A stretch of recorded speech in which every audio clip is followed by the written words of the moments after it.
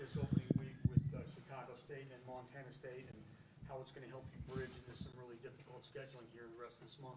Yeah, well, it's here. I think college basketball getting ready to tip off clearly a little bit earlier than ever been before. And to open on a Tuesday night instead of normally a weekend game is probably a little bit different. But we're going to get into it fast. We have Chicago State on Tuesday, Montana State on Friday. Both teams a little bit unknown as we get into the early part of the season. And we're going to have to be ready to attack, I would say, some changing defenses for the first time. And then, from a defensive perspective, we're really going to have to, just nuts and bolts here, getting back in transition better, rebounding better, and finding a way to play with maybe some unique lineups as well, depending on who's available for the first week health-wise. So, we're excited, and I think at the end of the day, we're looking forward for another opportunity. Open it up for first question, Mike. Yeah, just to follow up on your point about maybe some players not being available, can you give us an idea who's? I think most of them will all be game time decisions. Right now, I don't think Race Thompson nor Al Durham will be available for at least this week, maybe both games, due to their lingering issues. And we got some other guys just, with some nicky-nack stuff that are going to have to either push through, or we're going to have to find ways of getting a little bit more rest, because I think once these games start, they're not going to stop. And, it's just, one day after another, we're going to have to be ready. So, it's a concern of ours right now. Clearly, you don't want to go into the season banged up, but we've sort of hit a little speed bump here in the last 7 days, just with some stuff that's, it's pretty much, it's knocked some guys out of practice, which has hurt us. Sure. What about, you mentioned different defenses. What kinds of things are you expecting there? I would say zone, number one, and then maybe some pressing to zone. Montana State in particular has a philosophy, I think, where they'll play a matchup, which is a lot of trading cutters and switching cutters, and that's always problematic at the beginning of the season, especially with young players who haven't seen, so to speak, the changing defenses, from going from one to another and having to be aggressive without thinking. So, we're going to spend some time here the rest of this week really just spending some time offensively and in terms of trying to do a good job, the best we can here early with zone offense and some things that we're not seeing, as regular here in the first 20 practices or whatever. Coach, you talk about the nagging injuries and the guys that you don't have. Has that prevented you from really paring down with the rotation you think you're going to be able to get to, or is it still just a man-by-man, each game-by-game basis? Yeah, it's become a little bit problematic because the practice reps and everything that we're getting are guys that really haven't been in the games before, or are younger players who are being forced into immediate roles. Hopefully we'll get a couple guys back here sooner rather than later, and that will help. But it's prevented us from playing, I would say, our top 10. Kind of a double-barrel question, a little bit on the health, just kind of where Devontae is, and then on Thursday you talked about Rob as a guy who was seizing his opportunity, I think was maybe the term that you used with Devontae, a little bit sidelined. How did you see him maybe grow, and as you were able to evaluate his performance Thursday, kind of what did you come away with? Well, Devontae's he's moved back into full go for the first time here. He was involved in some non-contact stuff the last 2 days, so he's been cleared to practice today, which hopefully will go well. And knock on wood, he'll be available for the game. That'd be a big help for us. Especially last game, not only having Rob and Romeo basically having to play as many minutes as they played too many. And Rob's done a nice job. I think he's well ahead of probably any point guard as a freshman that I've coached, just in terms of his demeanor, his smarts, and it's on both ends. He's got to get better, clearly, but he's definitely made the most of his time. He's earned trust right away from the staff, and I think that's always a big thing as a young guy.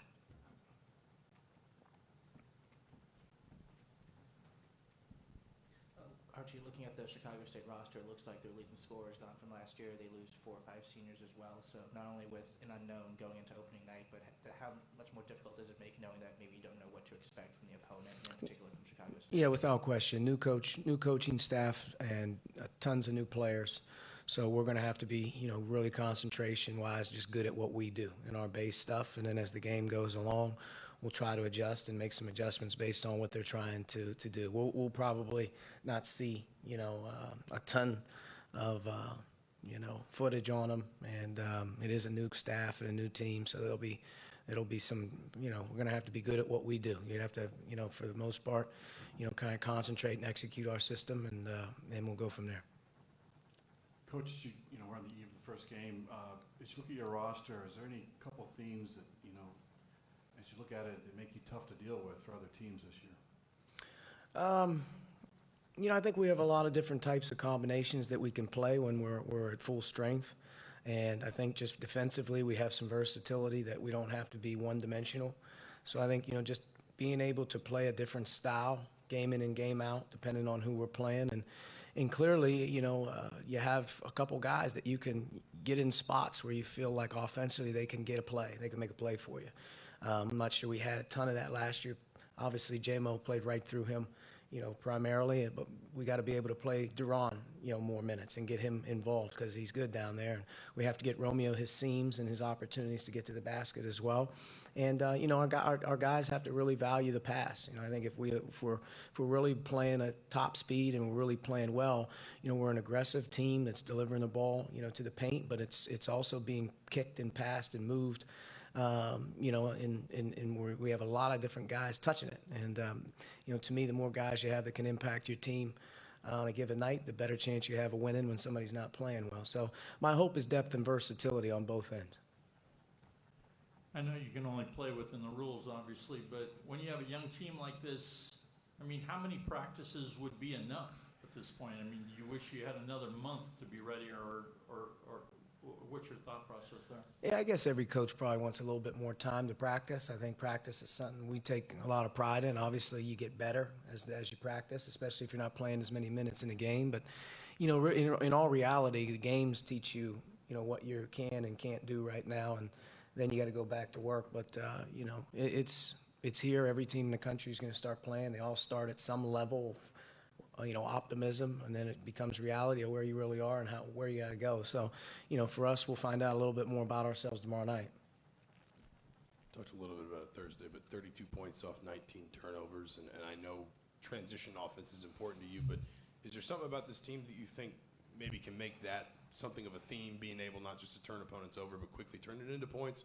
Or is that maybe just kind of what you were getting out of Southern Indiana Thursday night? No, I really feel like defense to offense is a priority for us. Not that we're on a hunt to gamble and steal balls, but I think defense to offense is the hardest thing to guard. The better you are on defense, the better your offense can tend to be, especially if a team is turning it over. And we have a long team, we have a quick team, and I think you have a lot of activity with the way that we try to play. So I think, if we're dialed in, defensive stops, certainly we want to take advantage of the numbers game from defense to offense. That's a big theme for us, converted. Saw some of the impact of the new guys last week, but how much of those guys just kind of embraced, the roles that they could have this year, the expectations, and the load that could be on their shoulders? It's hard, you want those guys to all have their opportunities. Every guy's at a different stage in terms of where they're at, in terms of learning what we want and how we want to do it. And none of them are perfect, but the only way they get better is to have their opportunities to do it under fire. And I thought it was really important moving forward that at least Demezy, made a couple shots. I think that made him feel a little better, obviously. He's not perfect, but he's a big, strong kid who can really run, that can stretch the floor for us. He's just got to keep learning the game, not turning it over, and defensively trying to do exactly what we're asking him to do because, without question right now, we're planning on having to play, him a little bit, especially as Jerome's going through, some of his health stuff. So, Demezy's a guy that's got to step in and be ready. Obviously, Rob and Romeo, they've played a ton of minutes here early in the season. But they got to get better. It is what it is. Everyone's got to get better. And but I do think that those guys, as long as they keep improving, all of them can have a chance to help us.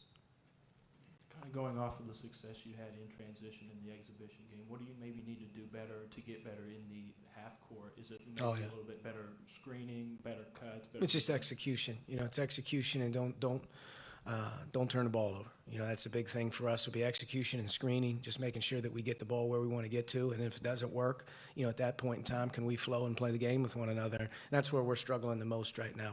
We're a hodgepodge when things break down, and we got to get organized. Once we got to get organized, I think we have a chance to be, take a next step offensively. But, like I said, our team's got to execute. We got to do things and not turn it over. And if it doesn't work, we got to play out of the post, and we have to be able to play off the drive. And I think from there we can get good looks.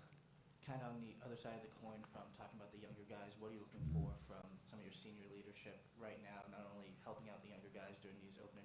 season, but just from, helping you guys get through these early games? Yeah, I mean, this is the hope that some of those guys who returned from a year ago are much more prepared to play. I think that if you just watch us, unfortunately, we had two veteran guards not in either game, for the most part. So that, we haven't got a chance to even get that depth going a little bit. But I think with Juwan and Justin, they're much more comfortable. Zach, much more comfortable playing. So I think those guys just doing their job. They know it starts defensively with us. We got to be ready to go. That's a sense of pride, is being able to, start the game off and show the way in terms of how hard we have to play. And then from an offensive perspective, we just got to keep working to get chemistry.